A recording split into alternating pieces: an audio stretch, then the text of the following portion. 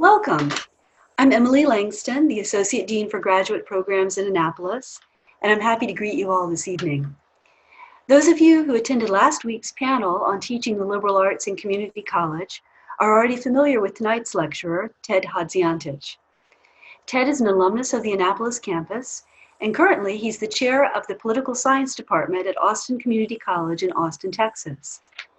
He's also the founder of the Great Questions Seminar, a community college course introducing students to discussion-based exploration of fundamental questions through primary texts. Tonight's lecture on poetry, mathematics, and respect for truth draws upon his experience founding and teaching in this program.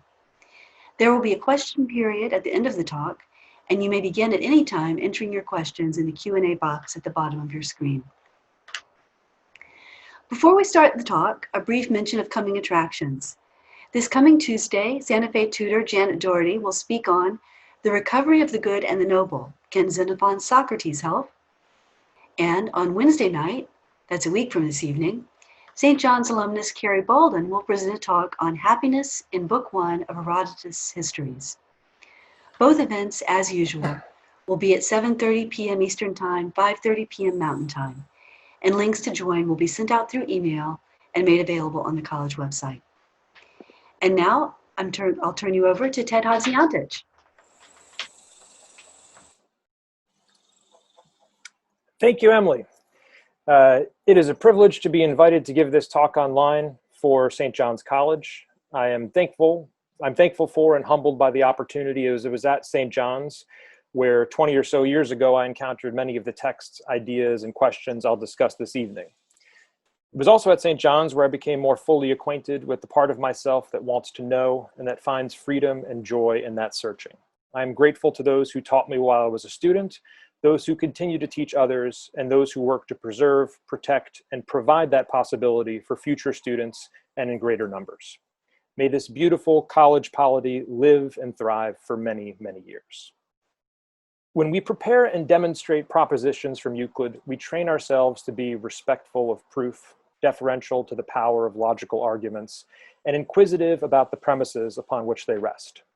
Working through Book 1 of Euclid's Elements provides both a challenge for students to overcome, but also a framework for them to apply to future challenges. In this talk, I'm going to focus on the place of Euclid in the Great Questions seminars at Austin Community College, and how teaching this text can help inspire a respect for truth. Before I begin, I'd like to offer two qualifications. First, I am not a mathematician. I speak about this subject as an educator focused on the broad liberal arts and humanities and convinced of Euclid's power to transform students' minds, both with respect to their academics and their own lives. Second, while I've been an architect of the Great Questions course, I do not speak for all of my many colleagues who now teach it. I offer my own thoughts and perspectives this evening. I'll begin with some background on what the Great Questions Seminars is and how it came to be. I've been teaching community college students for over a decade. So many of our students come to college as the first in their families to do so. They have a hunger to learn, to ask big questions, and are typically free of some prejudices against reading texts with an eye to becoming more thoughtful about persistent human questions. Many students have lived full lives outside of the shelter of their parents' protection. Many rely only on themselves for financial support, and several have to juggle families, children, multiple jobs, and other obligations. Their experiences deepen and shape the discussion of questions that are fundamentally important to us as human beings, such as what is justice, what is beauty, what is sacred, what is a good life, and how should I live it? I've asked these questions with my students, together looking for guidance from the texts authored by those who have been uncommonly thoughtful and clear in addressing them. Imagine a seminar on Plato's Republic, where participants include a 75-year-old retired electronics executive, 2 recently returned war veterans, 3 fraternity brothers from the University of Texas, a single mother of many, several first-generation college students, a bartender, a few restaurant servers, some homeschool students whose parents drop them off each morning, an international student from South Korea, many of this group reflecting quite a lot of racial, ethnic, and religious diversity. Imagine leading this wonderful group in discussing Thrasymachus' argument regarding shepherds and sheep, Gyges' ring, or liberation from the cave. These are exhilarating conversations. About 5 years ago, an opportunity arose to create a curriculum at our institution for a first-year seminar. The plan was for all new to college students to take a course that would teach them the skills associated with college success, as another hallmark of community college is, regrettably, low persistence and graduation rates. The administration hoped to address this in part by the introduction of a mandated student success course. The course on offer was largely an educational psychology course, primarily taught from a textbook. I suggested an alternative curriculum focused on the discussion-based study of core texts, like Homer's Odyssey and Euclid's Elements. I live in a flight path, so I'm going to pause for just a moment and let the airplane go over.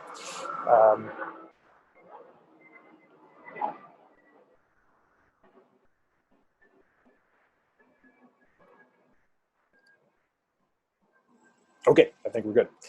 So I suggested an alternative curriculum focused on the discussion-based study of core texts like Homer's Odyssey and Euclid's Elements.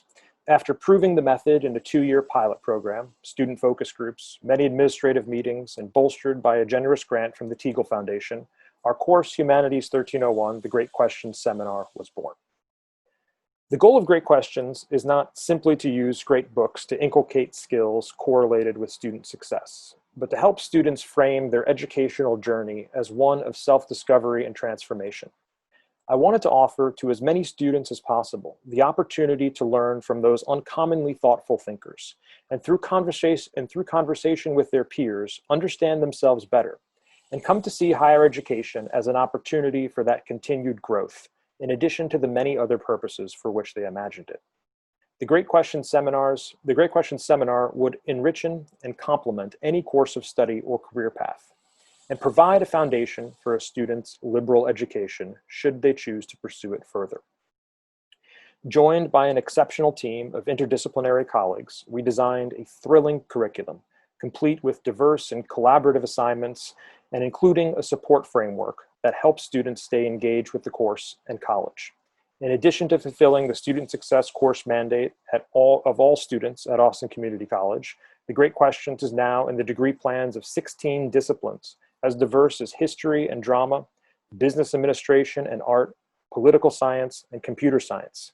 I am extremely grateful for the collaboration of my many Great Questions colleagues, as well as the departments, divisions, and administrators who have supported this project along the way. There are exciting things happening in the liberal arts at Austin Community College, and as we learned from the panel last week, at community colleges across the nation. The core of the Great Questions curriculum is the study of Book 1 of Euclid's Elements, preceded by a reading of Plato's Meno. The tagline on the Great Questions website reads, "To inspire a respect for truth." It is my contention that that is a worthy and much needed goal for undergraduates now more than ever. So much of our politics and civil discourse are dripping with mendacity, subterfuge, and apparently self-interested self-contradiction. The study of Euclid may help us find a way out. If we can learn to apply Euclidean thinking to the world in which we live, we may live in a better world. Respect and deference to rational argument need not end in the realm of the mathematical. We can apply it to arguments and individuals generally. Coming back to class discussions after studying Euclid is to begin a new conversation with minds tuned differently. Having practiced interrogating mathematical demonstration, we are better able to interrogate moral arguments and competing perspectives. Studying Euclid's geometry accomplishes 3 core goods. 1, Euclid provides a framework for reading texts and evaluating arguments by teaching the practice of looking for first principles and evaluating how arguments do or do not follow from them. 2, Euclid opens students' minds to the realm of the purely intellectual and acquaints them with concepts as things independent of their particular or physical manifestations. 3, demonstration of Euclidean propositions allows students to participate in a creative act of logical explanation and enables them to practice the skill of crafting a coherent and logical argument while tuning the mind to notice one when seen. Tonight, I'll discuss each of these points. We will consider how teaching Euclid alongside revelation and poetry helps reinforce them for students, and we'll be sure to work through some demonstrations along the way. I'll begin with the first point. Euclid provides a framework for reading texts and evaluating arguments by teaching the practice of looking for first principles and evaluating how arguments do or do not follow from them.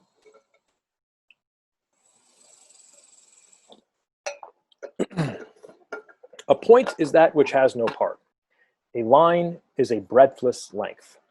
These are the first two definitions of the elements. Before the study of Euclid, most students do not consider the foundations of mathematics. Many understand mathematics to involve the memorization of equations and theorems and the practice of applying them. Few have considered why the theorems and equations they memorize are true, but those who did, and those who did, were likely told by their math teachers that they are true because they work. But does applicability or working within a system evidence the truth of something more generally? Or is it only contextually and qualifiably true within that system? Working through Book 1, students see that from Euclid's givens follow a self-coherent and full mathematical world. Should the definitions or postulates or common notions change, the world changes, which presupposes their existence for its being. Equations and theorems which may work in one system may not in another with different definitions, postulates, or common notions. The truth of the system is dependent upon the validity of the givens upon which it is built. It is surprising and even somewhat disorienting for many students that a foundational mathematics text begins with definitions, postulates, and common notions. The Euclidean mathematical system, which all of them have encountered in elementary and secondary education, has presuppositions at its core that are not mathematical in the way students are used to encountering mathematical things.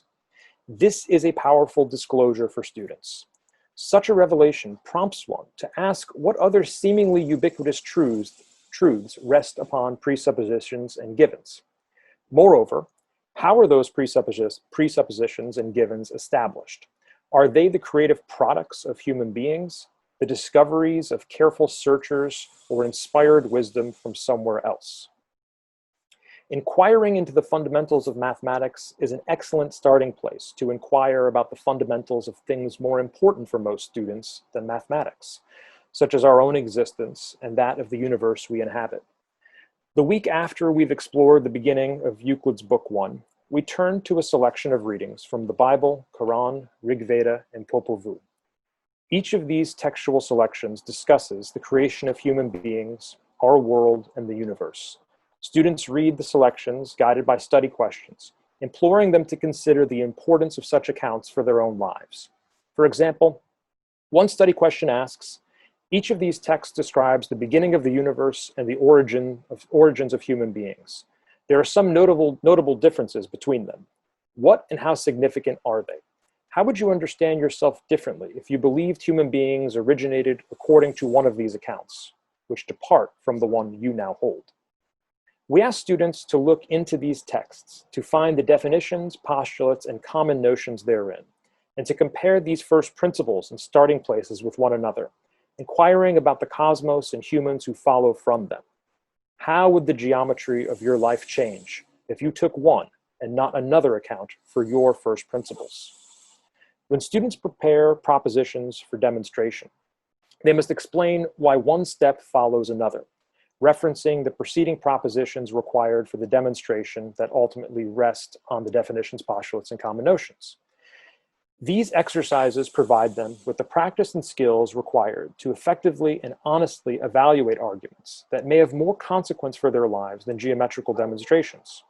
Evaluating and critiquing mathematical arguments allows students to develop these skills in a realm that is largely value neutral. Most individuals do not change how they live based upon the clarity of a particular mathematical demonstration. However, people do make radical changes when persuaded by moral arguments regarding how one should live. Applying the skills learned from the study of Euclid can help one more effectively evaluate more consequential arguments. 2. Euclid opens students' minds to the realm of the purely intellectual and acquaints them with concepts as things independent of their particular or physical manifestations. Where and what are points if they have no part?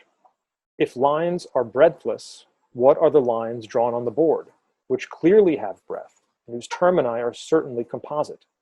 Do lines and points exist in some other realm? Do our images point towards there? Do we have access to that place? If so, how much? When we demonstrate a Euclidean proposition, where is the demonstration really located?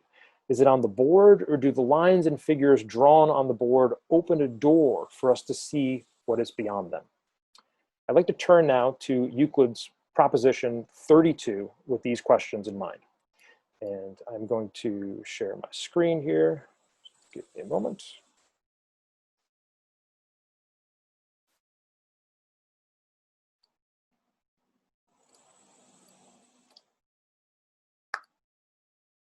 Okay, so I'm going to first go through the first part of this demonstration and then remark on it. Proposition 32, in any triangle, if one of the sides be produced, the exterior angle is equal to the two interior and opposite angles, and the three interior angles of the triangle equal to two right angles. I'm just going to focus on the first part. So what Euclid is asking us to do is produce any side of the triangle. Here we'll produce BC to D, and he argues that angle ACD, the exterior angle, is going to be equal to the two interior and opposite angles. So the orange angle will be equal to the green angle plus the yellow angle.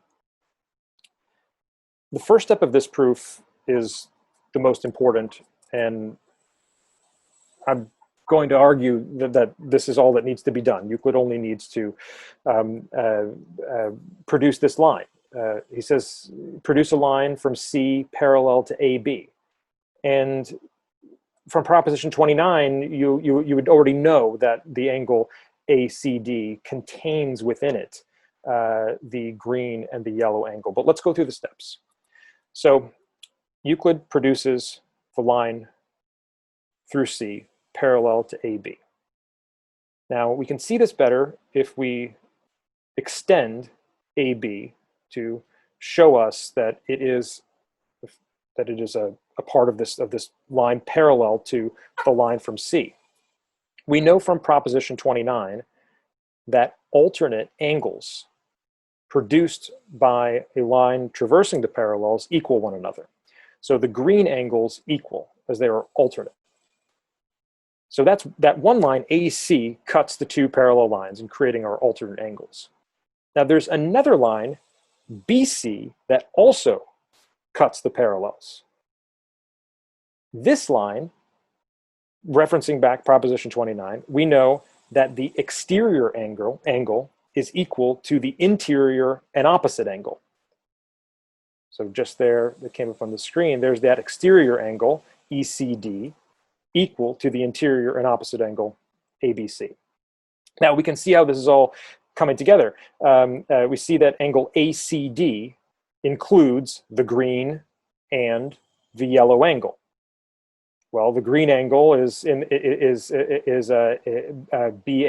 and the yellow angle is ABC. So we've proven that that angle ACD is equal to BAC plus ABC. So that's the first part of the proposition that we wanted to prove. So I was arguing that this line right there is the most significant part of the demonstration. I find this, whoops, sorry, lost my ear. I find this part of the demonstration to be the most beautiful as relates to getting us to see beyond the figure. That parallel line to AB shows us something new about triangles. If we look at a figure in a different way here, we see the blue lines are parallel, but now let's look at the rest of the triangle as extending the other sides of the triangle, AC and BC, as the lines which traverse the parallel. We see that the triangle is sort of now an integral part of the parallel lines. Each side of a triangle is revealed as a line parallel to some other, through which traverse the other two sides of the triangle if produced. Each triangle exists between parallel lines. By this proposition, triangles become more than three-sided figures. The demonstration deepens and expands the idea of what a triangle is. Its three-sidedness is transfigured by the now noticed parallel lines in between which each triangle exists. This simple figure we've drawn has opened up something deeper and new. The parallel lines teach us more about triangles. The triangle teaches us more about parallels. The two are no longer simply two, but relational parts of a larger whole we are becoming to know better through them. I'd like to turn now to something that may seem far away from mathematics, the poetry of Rumi, which Great Question students read at about the same time we discuss this proposition. The poem is called Story Water. A story is like water that you heat for your bath. It takes messages between the fire and your skin. It lets them meet and it cleans you. Very few can sit down in the middle of the fire itself, like a salamander or Abraham. We need intermediaries. A feeling of fullness comes, but usually it takes some bread to bring it. Beauty surrounds us, but usually we need to be walking in a garden to know it. The body itself is a screen to shield and partially reveal the light that's blazing inside your presence. Water, stories, the body, all the things we do are mediums that hide and show what's hidden. Study them and enjoy this being washed with a secret we sometimes know and then not.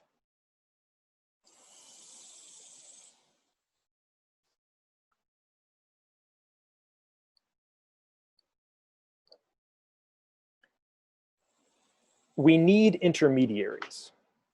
It's not the words that matter, but the ideas which words mediate. The difficulty, of course, is that the mediated idea is not the thing in itself.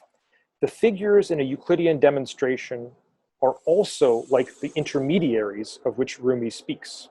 I'm going to pause for another moment to let the aircraft go by.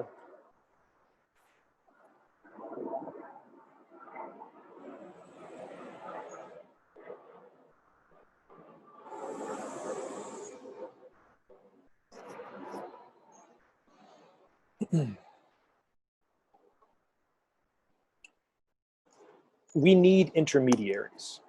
It's not the words that matter, but the ideas which words mediate. The difficulty, of course, is that the mediated idea is not the thing in itself. The figures in a Euclidean demonstration are also like the intermediaries of which Rumi speaks. As we've seen from the interplay between the triangle and parallels, the figure helps us understand something deeper about the nature of each and reveals their unity within a larger whole that the figure simultaneously reveals and obscures.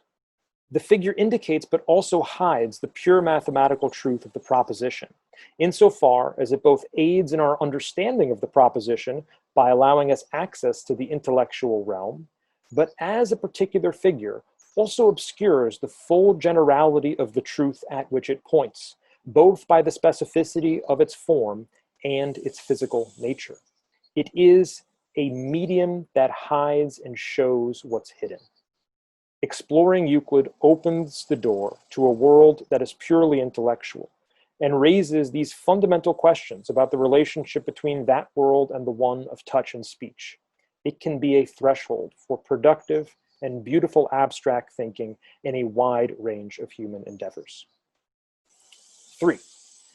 Demonstration of Euclidean propositions allows students to participate in a creative act of logical explanation and enables them to practice the skill of crafting coherent and logical argument and tunes the mind to notice one when seen.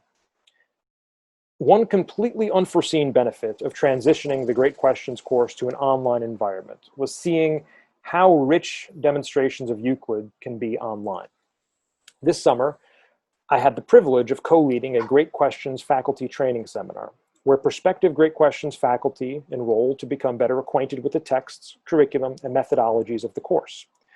About 2.5 of the 6 sessions are focused on Euclid. This was my first experience with demonstration online, and I was delighted and surprised by how well it went. One benefit of this format is the fact that these demonstrations have some more permanence than in the classroom, insofar as the figures and notes can be saved, sent, and viewed by anyone, anywhere. Another benefit is the ability to use digital tools to highlight areas of figures and even animate portions of them to aid in providing a clear demonstration. I'd like to share with you, when the plane passes by,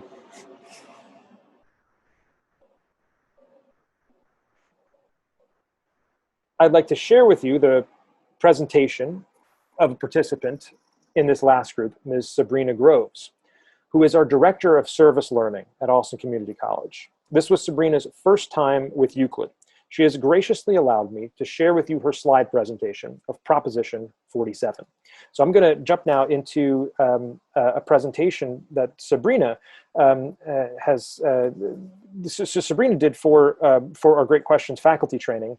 And I'd like to go through it and just sort of remark on this sort of creative element in putting the presentation together, and how that can be done especially well sort of in an online format while making some other observations.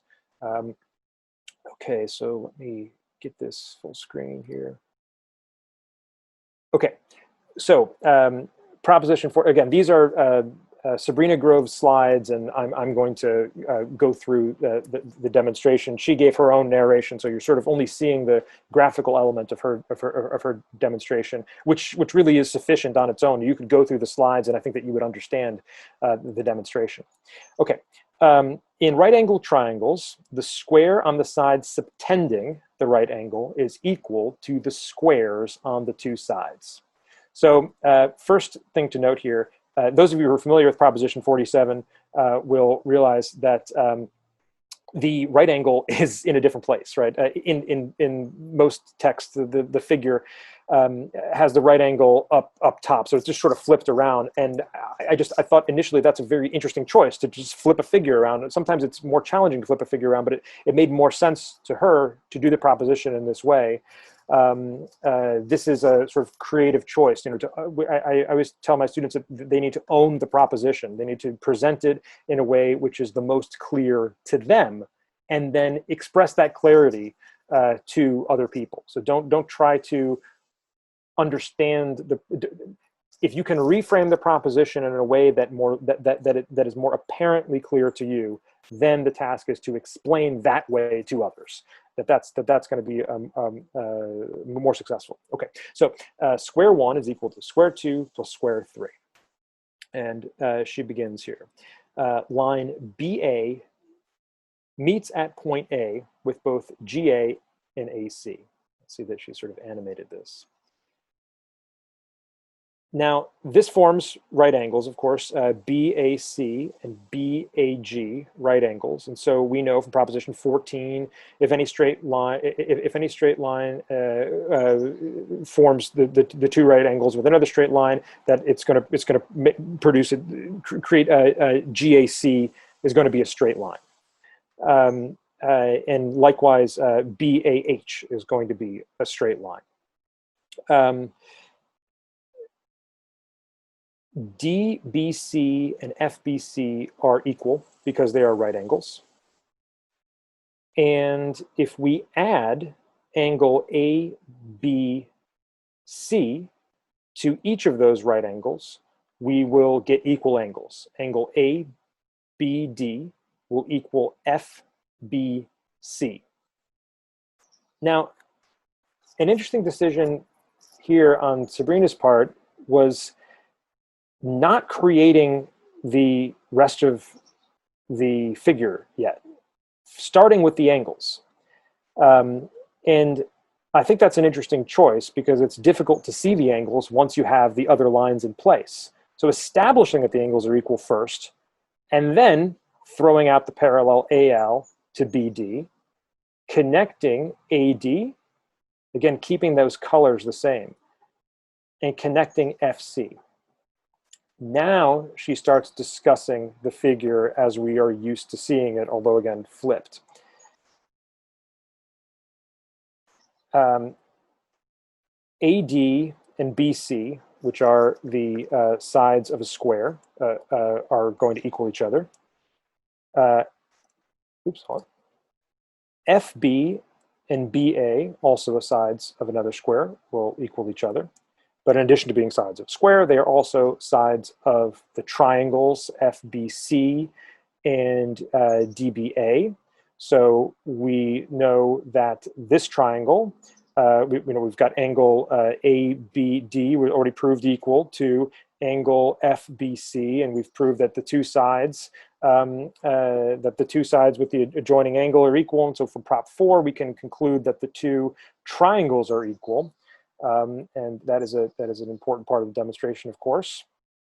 And now we move over to describing the relationship between the triangles and the parallelograms on whose base they rest. Sabrina calls our attention to parallelogram BDLJ and emphasizes that this triangle, ABD, rests upon base BD and resides within the same parallels as the parallelogram BDLJ. And we know from proposition 41 that if a triangle is on the same base and within the same parallels as a parallelogram, that the triangle will be half of the parallelogram. Triangle. Likewise, we see in this, we see that this square, also a parallelogram, of course, it shares the same base, BF, with the triangle FBC. It resides in the same parallels. So also by proposition 41, we know that it will be half of, that it is double the triangle is half of the square. Putting this all together, we know that the triangles equal, but we also know that the triangles are half of their respective parallelograms, and the doubles of equal are equal to one another. So we know that given that these triangles are half of those parallelograms, and the triangles equal, the parallelograms must equal. And so Sabrina has done the first part of the proposition here. Square 2 is equal to parallelogram 1, and then following the text creates the other triangles to associate the remaining parallelogram with the pink square. And says, by the same logic, we get that square 3 is equal to parallelogram 2. A very nice conclusion here with square 2 equaling parallelogram 1, square 3 equaling parallelogram 2, square 1 equaling them all. You can see how she has related them each with the colors. And then for her grand finale, had them all do a little dance, and we thank her for it. So incorporating memes into Euclid, you saw it first here. Okay.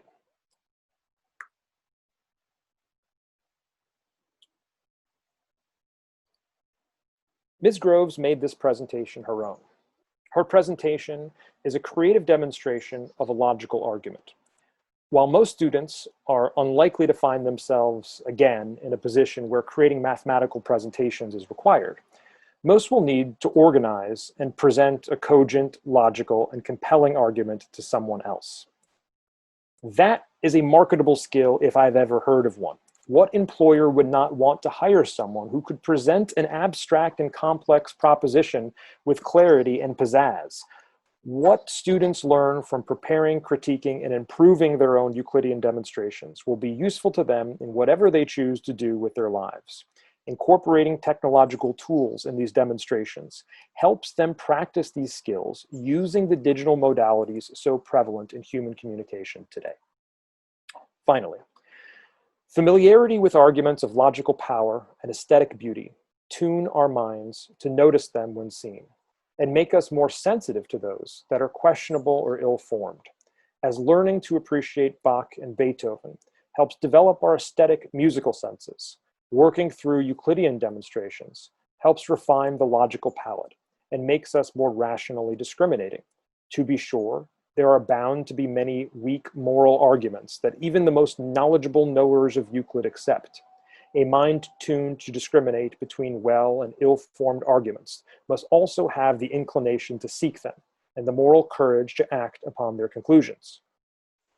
The study of Euclid is certainly not a panacea for all that ills, though Euclid, or something that accomplishes similar work, should be an integral part of an education for citizens of our modern, free, democratic republic, who must critically evaluate competing arguments, be inquisitive about first principles, respectful of truth, and who could use a reminder that beauty surrounds us, but usually we need to be walking in a garden to know it. Thank you.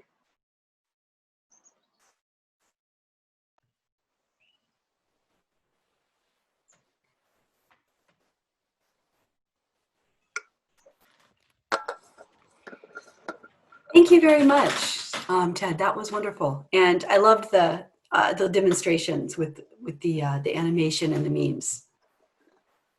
I'm going to go to the questions, and again, I invite you all to put your questions into the question box. If you take your mouse down to the bottom of the screen, you'll see a little question and answer speech bubble pop up, and that's where you type in the questions.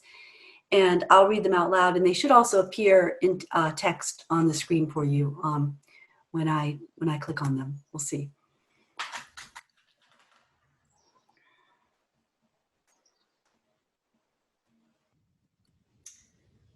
All right, first question.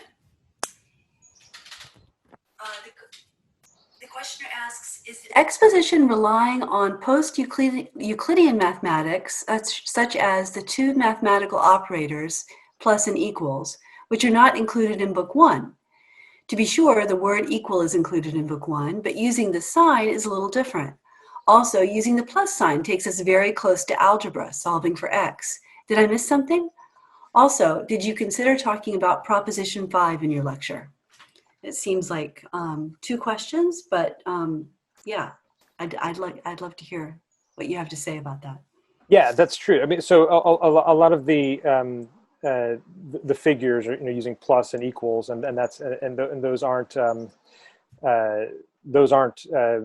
we don't see that in Euclid. Hold on, it says the sign, it says it takes us too close to algebra. I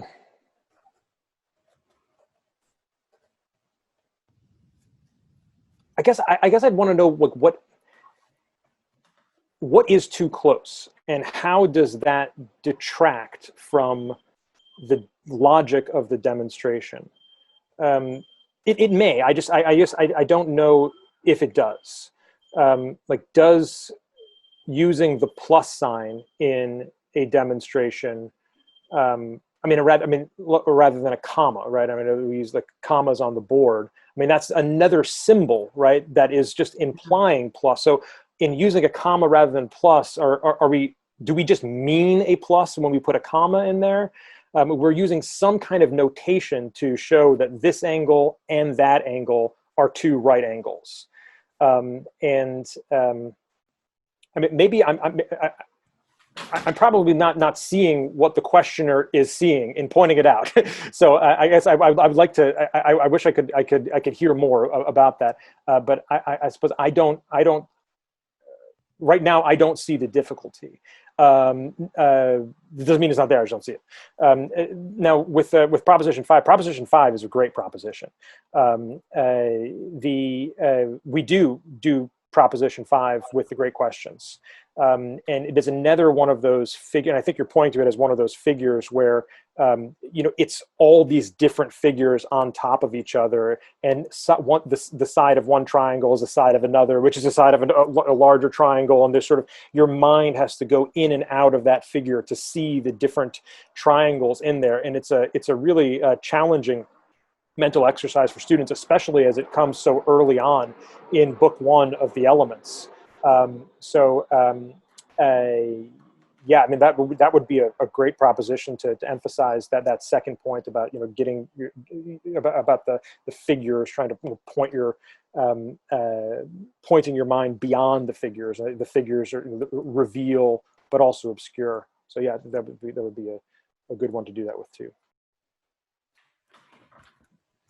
I was wondering if you talk much about postulate 5 when you're introducing students to, well, when you're going through the introduction, the postulates, the common notions. That's when we do a tutorial in the Graduate Institute, mathematics tutorial, and we all do Euclid Book 1, and then we afterwards do the beginning of Lobachevsky's theory of parallels. And so the students can see exactly what you're talking about, how the places that you take as your beginning principles are going to dictate the shape of the universe that comes into being around them. Yeah, the very first day of Euclid, propositions, definitions, common notions, we have all the students go up to the board all together and write. And so we'll assign one student, draw what definition 1 is, draw what definition 2 is, right? To try to, and then the postulates and common notions as well, right? So the student will be, drawing these parallel lines. Of course, talking about a mathematical system which parallel lines meet, right? And that is like a great illustration of exactly this, that if your first principles change, the system changes, and the things which like work in the system don't work in the other system. So yeah, we do. We discuss that. I think that we don't. It's not an explicit goal to discuss exactly that the first day of doing the Euclid. Yeah. We're more trying to orient students to seeing this text as a very different math text, right? That they start. Everyone assumes they know what a point is. The person goes to the board, they go point. And then we talk about that. Like, does that have a part? It does. So it's not a point. It's sort of a representation of a point. Then we talk about how these things are like language. The words that we use. We've been reading everything in translation up to this point, of course, too. The very first day of we do the Odyssey in its entirety. Spend a couple weeks at the beginning of the course just in the Odyssey, and the first day we talk about the first 2 lines of the Odyssey translated by 7 or 8 different translators, and how different those translations are. And so we start talking about language as representation, very early on in the semester, and then seeing that in the mathematical realm, I think really kind of emphasizes for students the something very new about mathematics. And then I think that seeing that new thing about mathematics helps them understand language in a different way too, right? It's about seeing these things that are the closest to us that we haven't really questioned before, that we're now beginning to question through reference to other things that we've thought were unquestionable, namely sort of the mathematical givens, right? Yeah. We're not very inquisitive about those mathematical givens, but once we see that they are givens, like, why are those the givens, right? Why aren't they other givens, and who gave them, and how did they get there, and how did that person figure it out? Yeah. I had the good fortune to sit in on the first class where your students were encountering Euclid when I visited Austin this spring, and the excitement in the classroom as they talked about exactly that was amazing, actually. This is a question about the relationship between Euclid and the other subjects that the Great Questions seminar addresses. The questioner wants to know, what moral arguments does Great Questions address? For example, Lincoln's application of Euclidean logic to address equal rights. Can you tell us more about how the interaction of Euclid with the moral questions?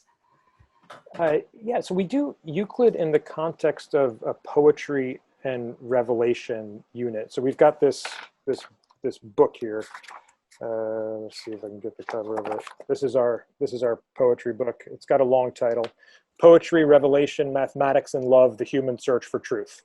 And it's organized in these little tabs. So we've got one tab, it says creation, one tab, it says devotion, and then Passion 1 and Passion 2.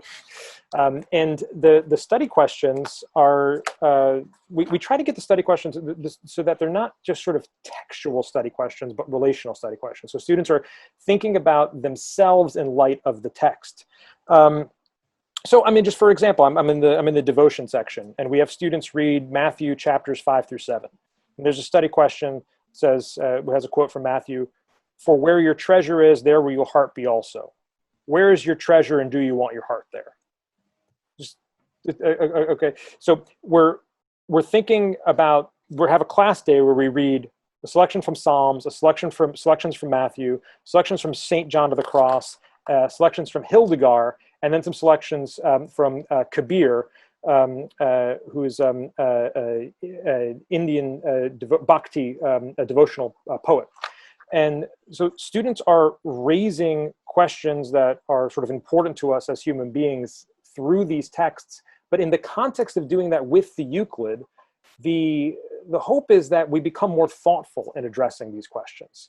That after spending a day, I made this statement at the end that, when we learn to appreciate Bach and Beethoven, our aesthetic musical sense is heightened, and that in spending time with the Euclidean demonstrations, hopefully our logical sense is heightened, so that we're able to jump into these moral discussions after having done the Euclid, more appreciative for a structure of logical argument, and looking at a text like Euclid, and whereas like the text has an argument that it's trying to make, and then thinking about these religious poetic texts is also trying to make an argument, and thinking about where that argument comes from too. So these are sort of ways we address. Now, we don't talk about Lincoln because this course, the rubric that we're focused on in this course is the texts need to be from prehistory to the Renaissance.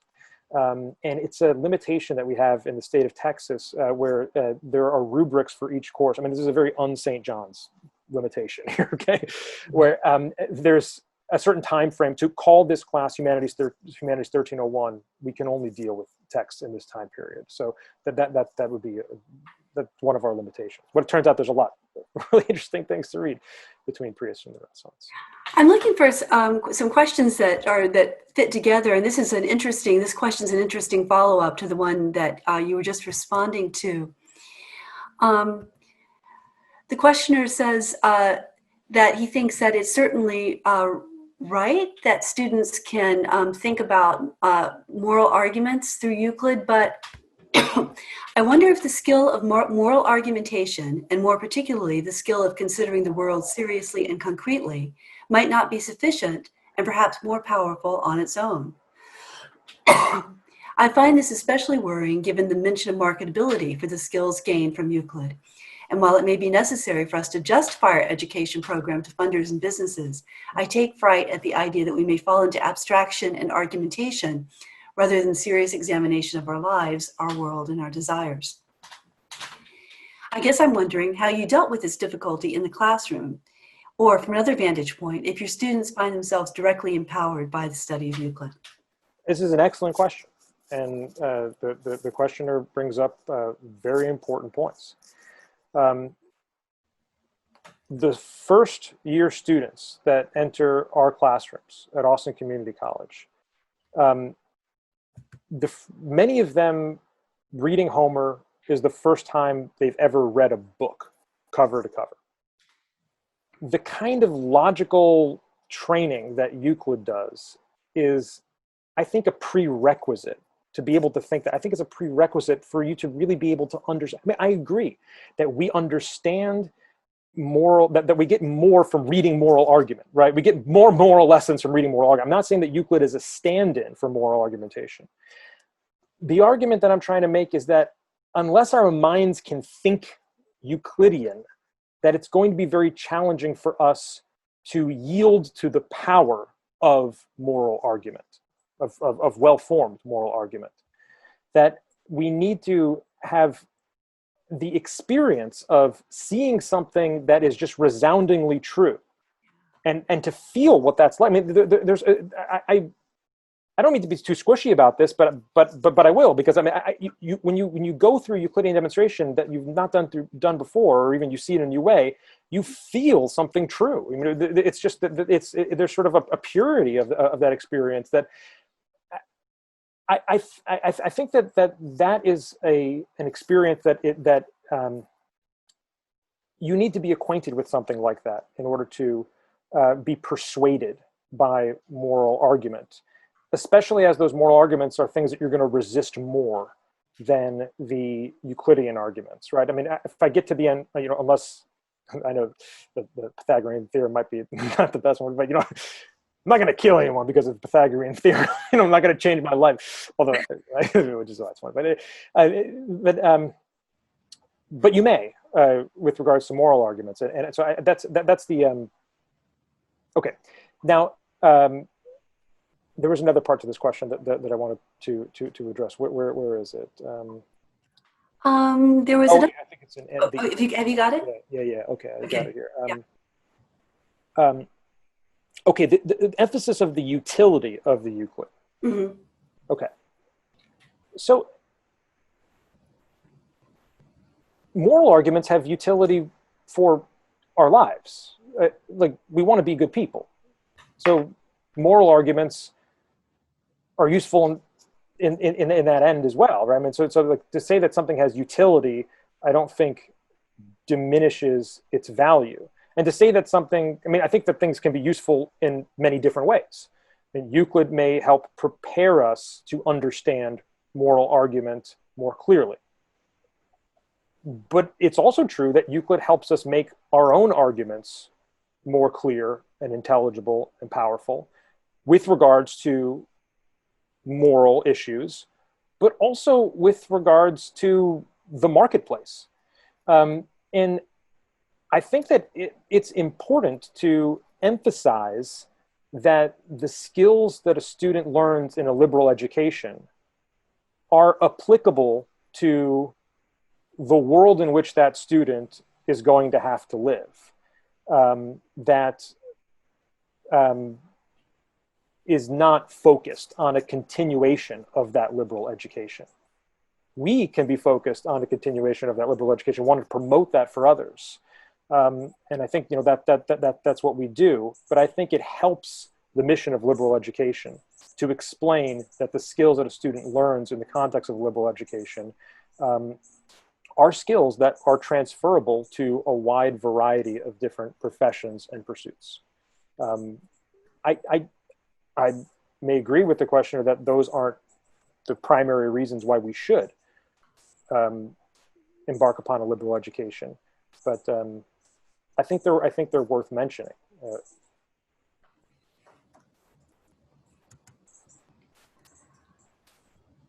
I'm going to ask another question about the effect this has on your students. This questioner says, it strikes me that another fruit of your program is that students may discover that math and literature don't have to be treated as completely different studies. Has that been your experience? Yeah, I mean, math, literature, poetry, philosophy, they read a wide variety of texts. And one of the things we do hear from our students is that the course has helped them see that the lines that divide the disciplines are sort of artificial. We run focus groups with our students at the end of each academic year to try to understand about their experiences in our classroom, and to see if what we think is happening in the classroom with our students is actually happening for our students. And so we have these focus groups, and we ask them questions about their experience. And one of the things we learned from a focus group is that students did come away from this seeing a new relationship between the disciplines, mathematics and poetry and literature and philosophy. And that's been you know, really encouraging to see that there's been some success with that. Do you have any indication that students who do the class are more likely to branch out and try different areas of study in the college once they leave the Great Questions seminar? Do they broaden their paths? Do they characterize as students who have taken this in terms of their intellectual curiosity, say, as opposed to other students? Well, okay, so he's sort of yes and no. I'm going to say the yes part has to do with students who are in the pilot program. And that was a number of years ago. So, and it was a small number of students, and it was me, you know, doing the pilot program with partners that would come. So basically, it was very St. Johnsy. We would have two teachers, and I was a teacher in every session, and then we'd have a different person come in every 6 weeks. And so, we would do like the Odyssey, and then we would do Camino and Euclid with another person. And then we would do religious texts with another person. And then we would do like Jane Austen with another person, and the Bhagavad Gita with another person. And so I got to know those students very well because they were part of a cohort that went through those pilot sessions for a whole academic year. And of those students, they've gone on to do very interesting things. They're probably most of them will be graduating from college in the next year. And many of them are focusing on the liberal arts. Now, I say that the no part of this is that's a self-selecting group. Right? They participated in a pilot. They had an inclination to do this with their free time. So they may have been already inclined towards liberal arts. One of the things that we are going to do is to do a more longitudinal study of our students that have been in Great Questions. Now, we're in year 2 of our implementation of this course. So in the first year, we had a very small number of students. This past academic year, we've had around 700, a little less than 700 students in this past academic year. So now these are largely first year students, and so now we need to start thinking about, are they transferring to other institutions? We just do the first 2 years, right? Freshman and sophomore year. Are they transferring to other institutions? In transferring, what are they studying? So this is a great question, and that's my sort of yes and no answer to it. Let's get back to questions about more of the substance of what you were saying about Euclid. Here is one. It says, please say more about the need for intermediaries. How do you see the connection between the parallel lines providing an intermediary to understanding the triangles and vice versa? And moving through the garden and how that enables us to see the beauty in it. Please make that a bit clearer if you can. That seems like 2 questions to me. Okay. Intermediaries question maybe even goes back to the first question about the use of the plus sign. Yeah, so with the intermediaries, what struck me about the proposition that I showed first was that I always thought that parallel line coming off was really interesting, right? And I just let the plane pass. It's not as loud for the rest of us, I think, as it is for you. Oh, really? Okay, all right, really, that's good to know. I mean, it doesn't. Because it's they come really low. It's as if there's like they're going to attack, But okay, so it's good to know. Well, I won't stop next time. That parallel line coming off the triangle, I can picture, whomever discovered that proposition, just explaining what they wanted to prove, drawing the line, saying it's parallel to the other side, dropping the chalk and leaving. Just that's all you need. Just that figure. That figure shows you that the exterior angle is equal to the interior and opposite angles. But then once you sort of flesh out that figure and see the parallel lines going, and then that the triangle itself is intersecting the parallels, the truth of the exterior angle equals to the 2 interior and opposite angles is dependent upon noticing that the triangle exists within the parallels. So now triangles aren't just by themselves anymore. They're always in parallels, much like proposition 1. When you do the construction of the equilateral triangle, right? Those circles are always there. You don't see them, right? You don't need to see them. They're there. So that's why the figure is an intermediary in that way. It pushes your mind out of the figure. Like the figure is useful in getting you to see the truth beyond the figure, but then also with that Rumi poem, obscuring at the same time that truth because you need the figure in order to see it.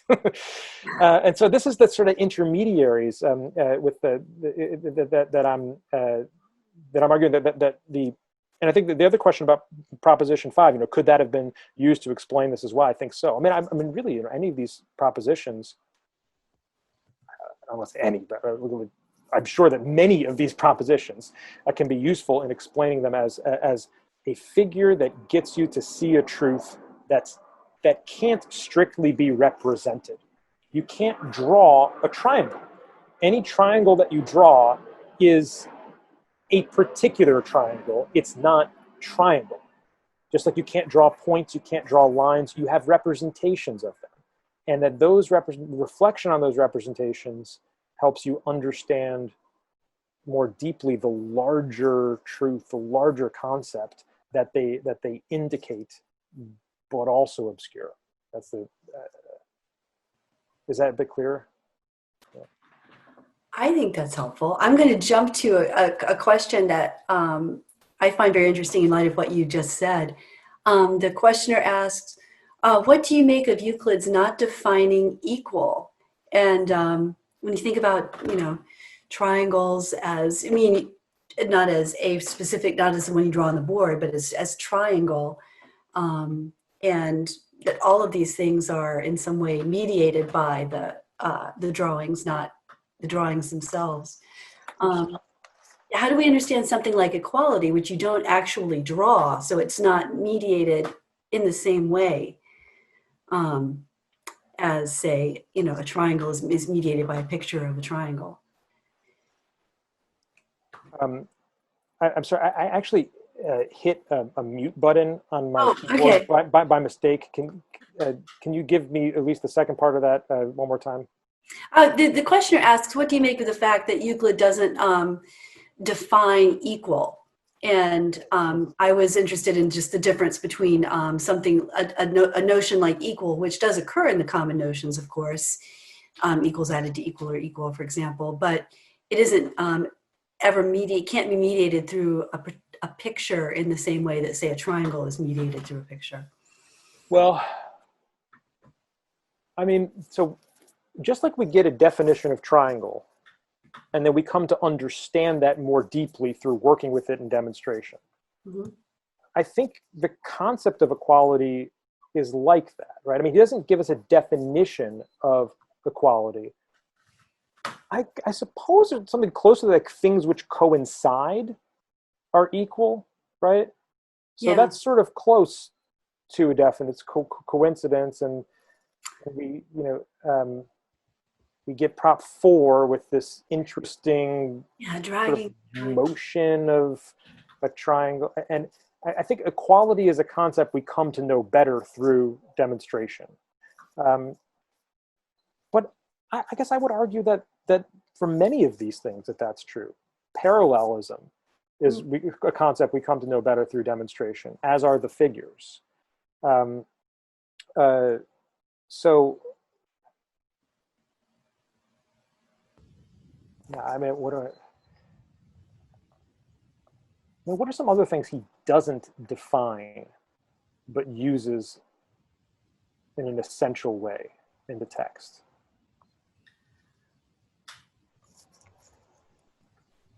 Length, breadth, those things.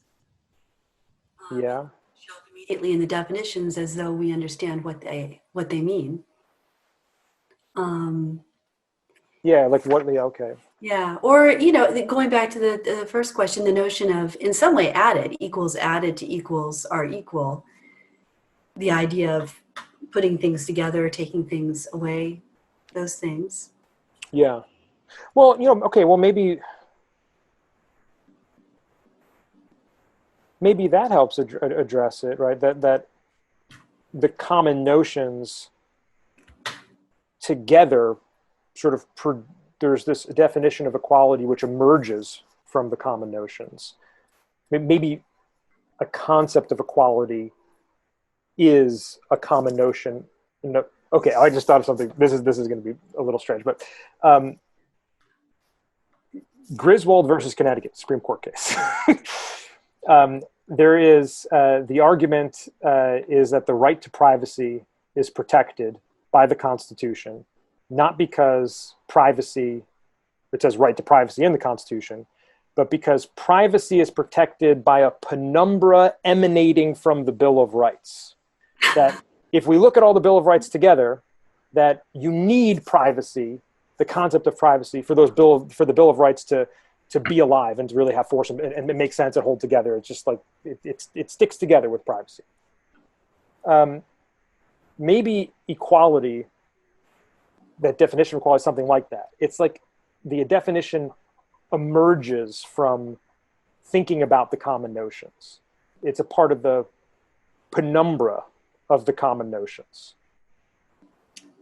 I mean, that might be a whole load of shit. I don't know, but I'm just thinking about it. Yeah.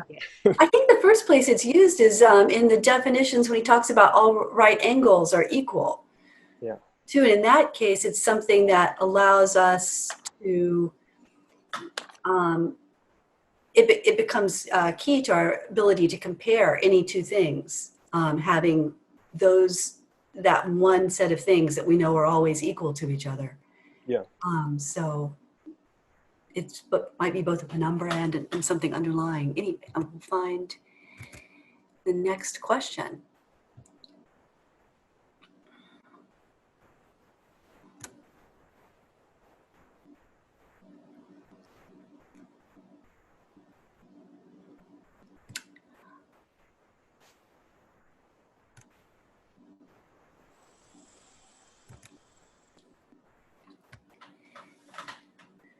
Questioner asked, though studying Euclid may enhance our capacity for reasoning and employing logic, which heightens our ability to entertain moral argument, does this type of rationalism present the possibility of retreating from the irrational yearnings of humans? If we think we can understand the world through math and science, why do we need art? Further, why do we need the capacity to understand formal logic to understand works of art, whether it be Beethoven or Homer? Does art not speak directly to the human soul, which is shared by all through merely being born? I don't think I need to understand anything to be infected by the beauty of nature. It's interesting. I feel like I come to understand something about beauty through studying Euclid. But I do wonder, do we need Euclid to understand beauty or to appreciate art? I don't know that we all need Euclid to appreciate art and beauty. And I don't, I mean, I agree with a lot of this, right? I mean, that there is, that great works of art speak for themselves. They don't need an intermediary of Euclid in order for us to understand, in order for us to be moved by Beethoven. We don't need to have the experience of being moved by the logic of a Euclidean proposition. A poem of great power stands on its own, and we don't need to have studied Euclid in order to appreciate that power and learn from it and grow. I agree with that. My argument is kind of based on thinking about what we need more of now in our world, which is so irrational. I mean, the world is always irrational, but there's something about our current condition as citizens of a democratic republic which require us to think clearly about difficult problems.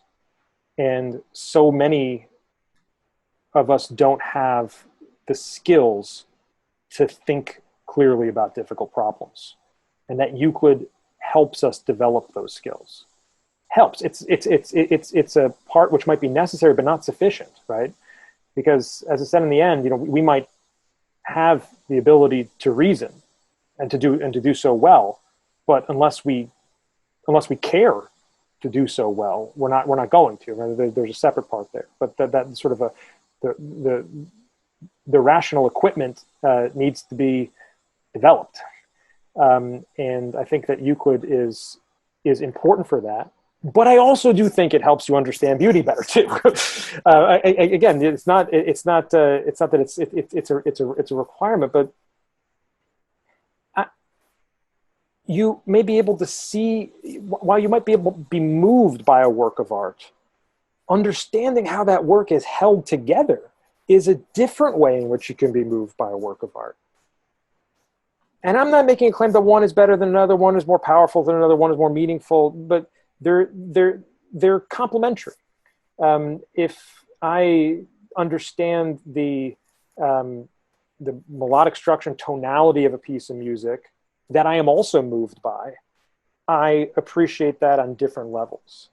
And the study of Euclid may help me appreciate one of those levels a little bit better. So I think it contributes to that other aesthetic appreciation as well.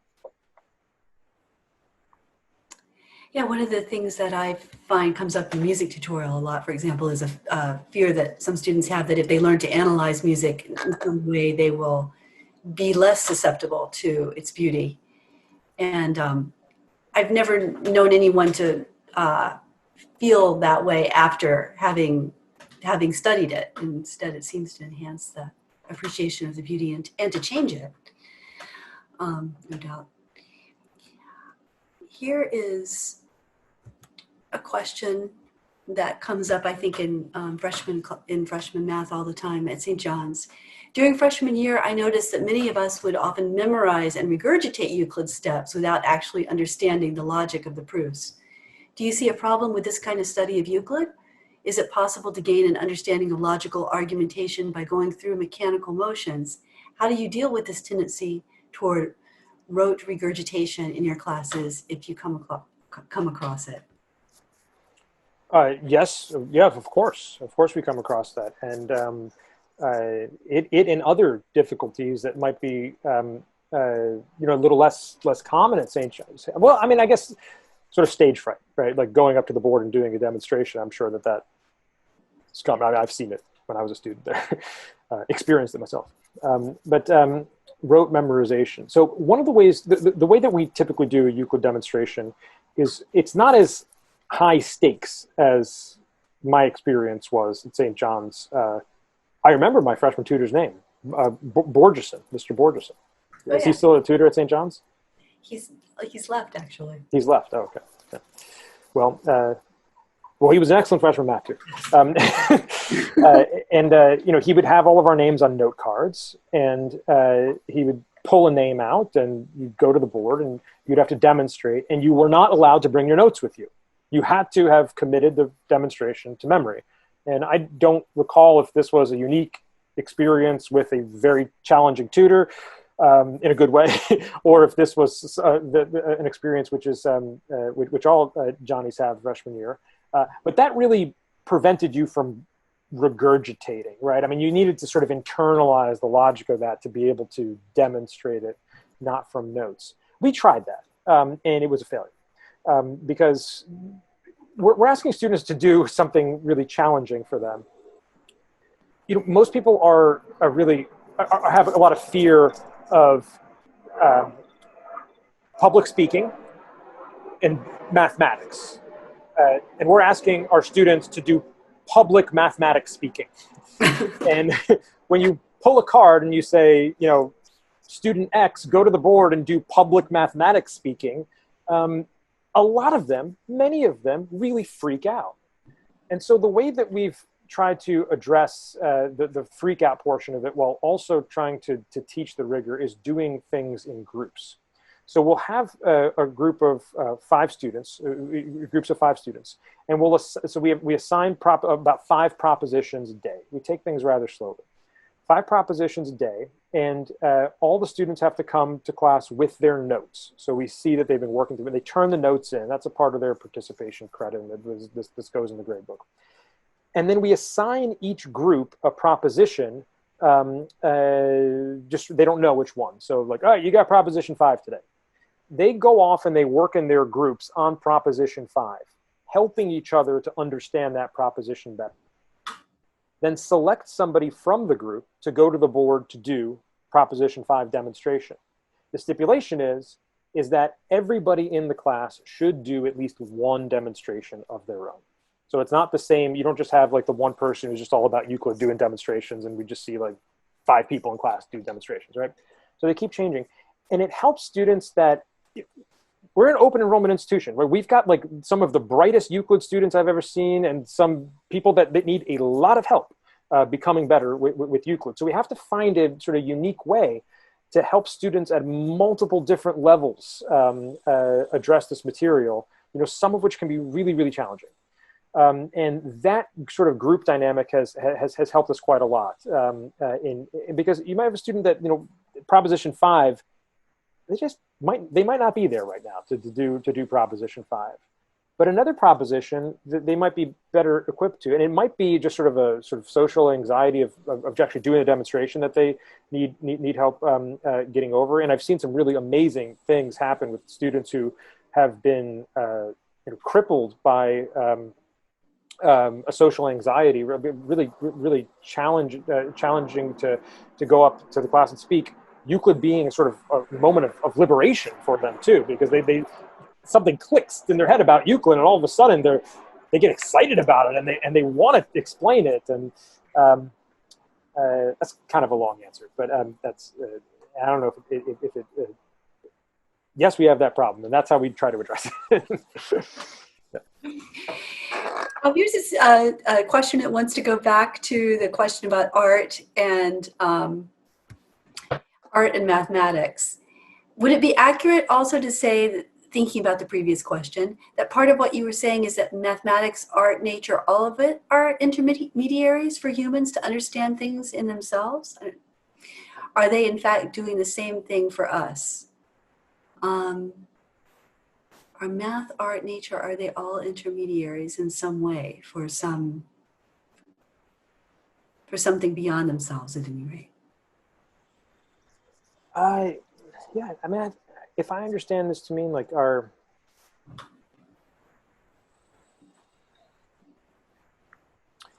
Rumi poem, he says, we need intermediaries.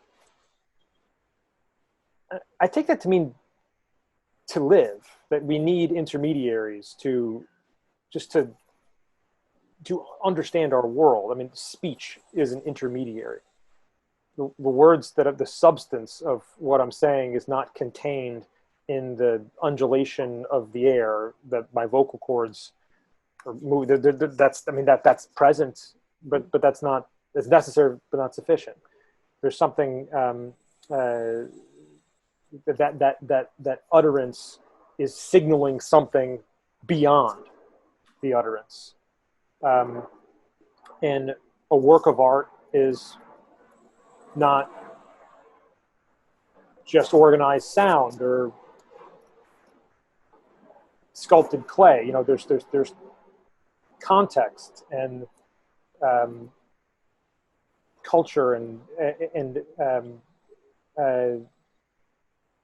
sort of framing of our own experience that helps us understand that work, what that work is saying, and to make it have meaning.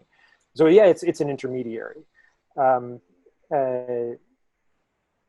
of the things I think is so curious about Euclid is that although we're working with intermediaries in the figure, and maybe I'm really projecting this, and I probably am, but it strikes me that when we see the truth of a proposition through the intermediary of the figure, right? We might all be drawing different figures, but once we see the truth of the proposition, I'll contend that we're seeing the same thing at that moment in a way that's much harder to replicate when we're talking about beauty, perhaps.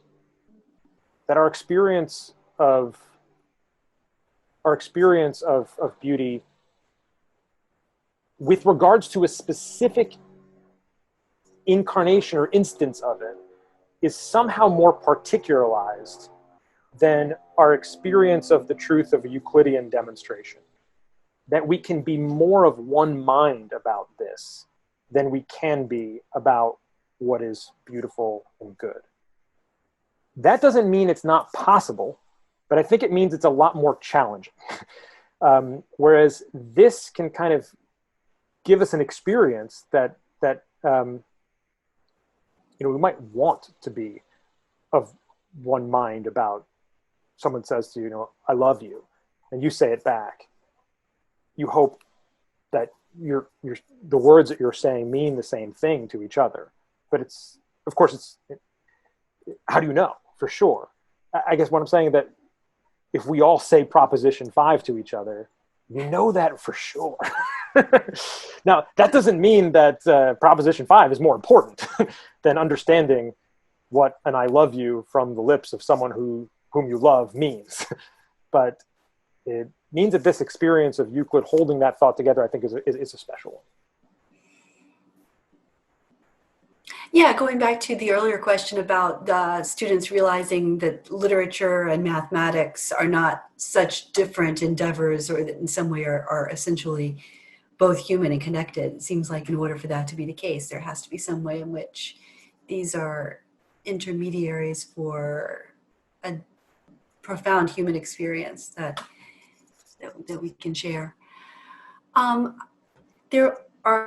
There's not a whole lot of time left. I'm going to ask a question that give you a chance to talk more about the Great Questions Seminar, and also about some of the other things that are going on in community college teaching. Questioner says, I love so much what you're doing. You're helping students see that there's not a gulf between mathematics, poetry, and origin narratives. Can you say more about what you know of how this movement to engage students in deeper questions and great books at the community college level might be expanding beyond your institution? Do you know of others doing things similar to what you're doing? Yeah, I mean, it seems to me that there's a sort of, that it's a beginning, the growing movement of community college educators seriously working with core texts in discussion-based classrooms.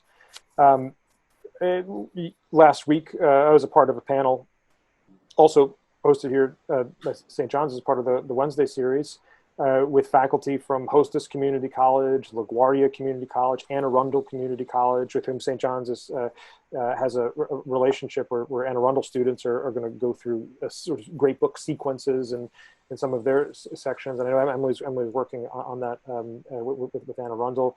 Borough of Manhattan Community College, I think I mentioned LaGuardia as well. There are I think that, you know, faculty, many faculty want to work with students in discussion-based classrooms. They want to do more than go through learning objectives and evaluate them on objective examinations involving multiple choice and short answers and things like this. I mean, when I first got to Boston Community College, I felt that I didn't have freedom to teach text that I wanted to, and I felt like I was always sort of sneaking around and doing so. You know, like I had to have a textbook in my U.S. government class, mm-hmm. But you know, I would like assign the Federalist Papers, and I felt like because that wasn't officially a part of what other colleagues were doing, that I you know, maybe shouldn't broadcast too much that my students are also reading the Federalist Papers and Frederick Douglass and Tocqueville, and like selections that are in the textbook might be okay, but actually doing whole works and doing discussion based. I mean, I think that for a lot of faculty that don't come from discussion based liberal arts programs, they feel like if they felt, I'm saying this is changing, that if they're not speaking, they're not teaching, and that if they're not standing in front of the classroom with lecture notes and teaching, that they're somehow like not doing their job. That's something that we're seeing change a lot in sort of the higher ed educational PhD zone, right? Where like discussion based and collaborative learning. And it turns out that discussion based collaborative learning is what colleges like St. John's has been doing for many, many years, right? It's just not calling it. St. John's doesn't say like, we use high impact practices to achieve our pedagogical goals, right? I mean, that would, like, oh gosh, there would be I can only imagine what a faculty meeting at St. John's would be like if someone said like, we're using high impact practices to achieve our pedagogical goals, right? But I think that like that framework for how you acknowledging how problematic it all is has actually helped people justify these core text liberal arts kind of stuff that we're seeing more in community colleges. I think there's a bright future for the liberal arts at community colleges. I think that there's a hunger for faculty among faculty to lead these sorts of courses. Just sort of anecdotally at my own institution, at the end of this summer, we will have trained 77 faculty members to teach Great Questions classes. Now, not all of them are going to teach a section because we don't have enough sections at this point for that number of faculty. But the interest in doing this sort of thing is very high. And that's a group of faculty that they're not all a part of the sort of the traditional liberal arts. I mean, these are faculty, for example, the demonstration that you saw this evening, she's not a faculty member. She's a member of our staff. She's the director of our service learning program, right? And she was very interested in working with this sort of thing. You know, we hear from our faculty, you know, when they go through our training, I felt like I was in graduate school again. I'm like, well, that is what it should feel like to teach. Right? You should be constantly growing and learning with your students. And I mean, those are some of the most enjoyable classes that I've taught, the classes where I'm teaching something that I don't really know incredibly well, and that I'm getting to know with my students, and communicating that excitement of discovering something with your students is, I think, as important as well, I would say, I don't know, I mean, to some extent, but I think with the intro level classes, right, more important than standing with your notes on Plato's Republic and parsing out, you know, what's going on with Thrasymachus. You know, I mean, it's the discussion is I think where students learn. But yes, there's cool stuff happening at community college, and I think we're going to see more of it in the years to come. I'm trying to facilitate more of that across community colleges with a new nonprofit that we've incorporated called the Great Questions Foundation. So we hope to do more collaboration with other community colleges too. This is, I think, extremely exciting. I think your students and your faculty are all so fortunate to be able to be a part of this, and I hope that it's something that will spread to community colleges all over the country. Thank you, everyone, for attending. Thank you very much, Ted, for the presentation, and I hope to see some of you back again next week. Bye-bye. Thank you all. Thanks for having me. Bye. Appreciate it very much. Thank you.